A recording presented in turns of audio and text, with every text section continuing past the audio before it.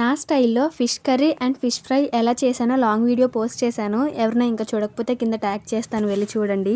జెన్నుకి ఒక 4-5 డేస్ నుంచి left side కన్ను బాగా రెడ్డిష్గా అయిపోయింది. అది ఎందుకయిందో తెలీదు.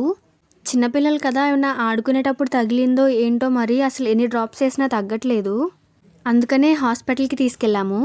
మాకు దగ్గరలో ఐ హాస్పిటల్ జంగారెడ్డిగూడెం.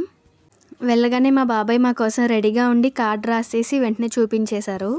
ఐ కొంచెం ఇన్ఫెక్షన్ అయిందని డ్రాప్స్ ఇచ్చి 1 వీక్ తర్వాత మళ్ళీ రమ్మన్నారు. టెస్ట్ చేసి ఎలా ఉందో చెప్తామన్నారు. హాస్పిటల్లో పని అయిపోగానే మా చిన్నమ్మ వాళ్ళ ఇంటికి వచ్చాము. అక్కడ నుంచి పోతేపల్లి అంటే మా అమ్మమ్మ వాళ్ళ ఇంటికి కూడా వెళ్ళాము. రెండు వచ్చే దారిలోనే కాబట్టి వెళ్ళొచ్చేసాము.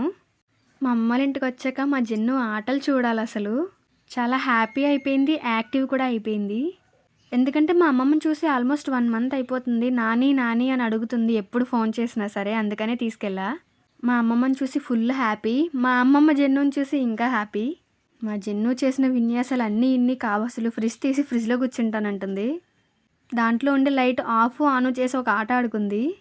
నేనే అనుకుంటే నాకన్నా దారుణంగా పెట్టింది. చూసారా మా అమ్మమ్మ ఫ్రిడ్జ్ నిండా స్టాకు, కొంచెం కూడా గ్యాప్ లేకుండా మొత్తం ఫిల్ చేసేసింది.